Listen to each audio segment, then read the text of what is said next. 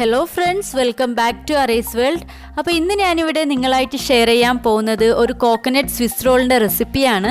വെറും 3 ഇൻഗ്രീഡിയൻസ് വെച്ചിട്ടാണ് ഞാൻ ഈ റെസിപ്പി ഇവിടെ തയ്യാറാക്കി എടുത്തിരിക്കുന്നത്. ഇതൊരു ഫയർലെസ് റെസിപ്പി കൂടിയാണ്. അപ്പോൾ നമുക്കിനി ഈ റെസിപ്പി എങ്ങനെ ഉണ്ടാക്കാൻ നോക്കാം. അതിനു മുന്നേ പുതിയതായിട്ടാണ് നിങ്ങൾ എൻ്റെ ഈ ചാനൽ കാണുന്നതെങ്കിൽ വെൽക്കം ടു അറേസ് ഫാമിലി. എൻ്റെ ചാനൽ ഒന്ന് സബ്സ്ക്രൈബ് ചെയ്തേക്കണേ. അതിൻ്റെ കൂടെയുള്ള ബെല്ലൈക്കൺ കൂടെ ഒന്ന് ക്ലിക്ക് ചെയ്യണം. അപ്പോൾ ബെല്ലൈക്കൺ ക്ലിക്ക് ചെയ്യുമ്പോൾ നിങ്ങൾ ഓൾ എന്നുള്ള ഓപ്ഷൻ തന്നെ ക്ലിക്ക് ചെയ്യാൻ ശ്രദ്ധിക്കുക. എങ്കിൽ മാത്രമേ പുതിയതായിട്ട് ഞാൻ വീഡിയോസ് അപ്ലോഡ് ചെയ്യുമ്പോൾ നിങ്ങൾക്ക് കറക്റ്റായിട്ട് നോട്ടിഫിക്കേഷൻ കിട്ടുള്ളൂ. അപ്പോൾ ഇനി നമുക്ക് വീഡിയോയിലോട്ട് പോവാം. ഈ സ്വിസ് റോൾ തയ്യാറാക്കാൻ വേണ്ടി ഞാനിവിടെ ആദ്യം എടുക്കുന്നത് കോക്കനട്ട് പൗഡറാണ്.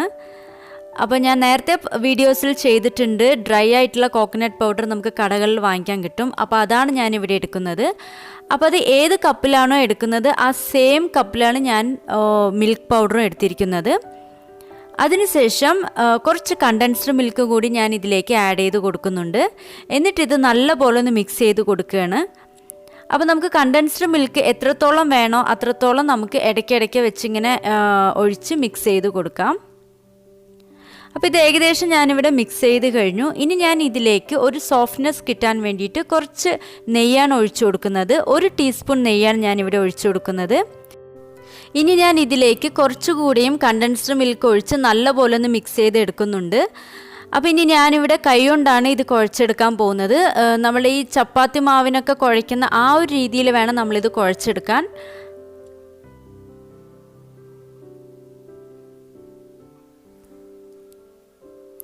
അപ്പോൾ ഞാനിവിടെ അതുപോലെ കുഴച്ചെടുത്ത് കഴിഞ്ഞു. ഇനി നമുക്ക് ഇതിനെ രണ്ടായിട്ട് ഡിവൈഡ് ചെയ്യാം.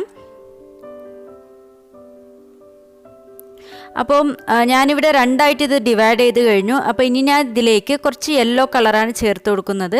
അപ്പോൾ നിങ്ങളുടെ കയ്യിൽ യെല്ലോ കളർ ഇല്ലെങ്കിൽ റോസിൻ്റെ കളറോ അല്ലെങ്കിൽ പിസ്തയുടെ എസൻസോ എന്ത് വേണമെങ്കിലും ചേർത്ത് കൊടുക്കാം. അത് നമ്മുടെ ഇഷ്ടത്തിനനുസരിച്ച് എന്ത് വേണമെങ്കിലും ചേർക്കാം. എന്നിട്ടിത് നല്ലപോലെ ഒന്ന് മിക്സ് ചെയ്ത് കൊടുക്കാം. അപ്പോൾ ഒരെണ്ണത്തിൽ നമ്മൾ കളറൊന്നും ചേർക്കുന്നില്ല, പ്ലെയിൻ ആയിട്ടാണ് വെക്കുന്നത്.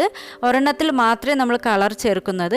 അതിനുശേഷം നമുക്കിതൊന്ന് പരത്തിയെടുക്കണം. അപ്പോൾ അതിനു വേണ്ടി ഞാനിവിടെ ഒരു അലുമിനിയം ഫോയിലിൽ കുറച്ച് നെയ്യൊന്ന് അപ്ലൈ ചെയ്ത് കൊടുക്കുന്നുണ്ട്.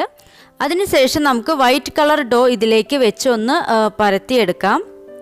അപ്പോൾ ഞാനിവിടെ അത് നല്ലപോലെ ഒന്ന് പരത്തിയെടുത്ത് കഴിഞ്ഞു. ഇനി നമുക്ക് വേറൊരു അലുമിനിയം ഫോയിലിൽ യെല്ലോ ഡോ കൂടെ ഒന്ന് വെച്ചൊന്ന് ഇതുപോലെ ഒന്ന് പരത്തിയെടുക്കാം. അതിനുശേഷം നമുക്ക് 2 ഡോ ഒന്നിച്ച് വെച്ചിട്ട് വേണം റോൾ ചെയ്തെടുക്കാൻ.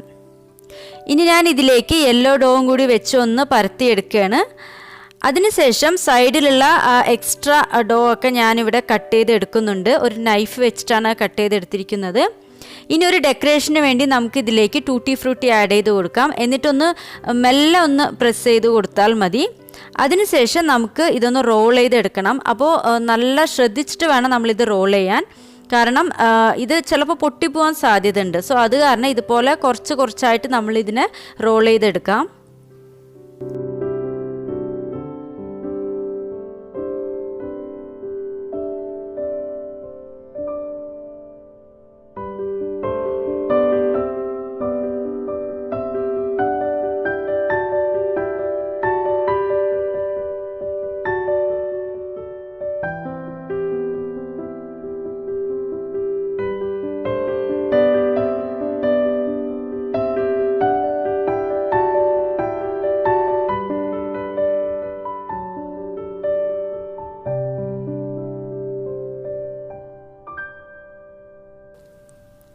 അപ്പോൾ ഞാനിതിവിടെ നല്ലപോലെ റോൾ ചെയ്ത് കഴിഞ്ഞു. ഇനി നമുക്കൊരു അരമണിക്കൂർ ഇത് സെറ്റാവാൻ വേണ്ടി ഫ്രിഡ്ജിൽ വെക്കണം.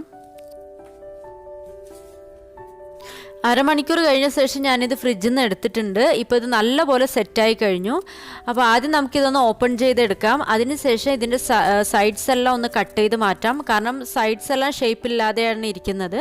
അപ്പോൾ അതൊന്നും നമുക്ക് ആവശ്യമില്ല. അതൊക്കെ ജസ്റ്റ് കട്ട് ചെയ്ത് മാറ്റിയ ശേഷം നമുക്കിത് ചെറിയ പീസസ് ആയിട്ട് കട്ട് ചെയ്തെടുക്കാം.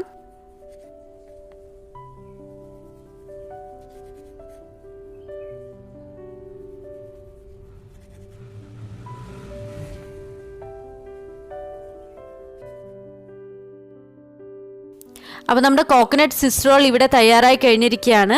ഇത് നിങ്ങൾക്ക് എല്ലാവർക്കും ഇഷ്ടമായെന്നും വളരെയധികം യൂസ്ഫുൾ ആയെന്നാണ് ഞാൻ വിശ്വസിക്കുന്നത്. ഇഷ്ടമായാൽ ലൈക്ക് ചെയ്യണം.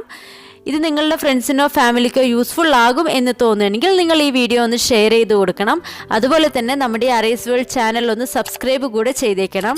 അപ്പോൾ ഇനി ഇതുപോലുള്ള നല്ല കുറേ വീഡിയോസുകളായിട്ട് കാണാം. അതുവരേക്കും bye, take care, have a nice day.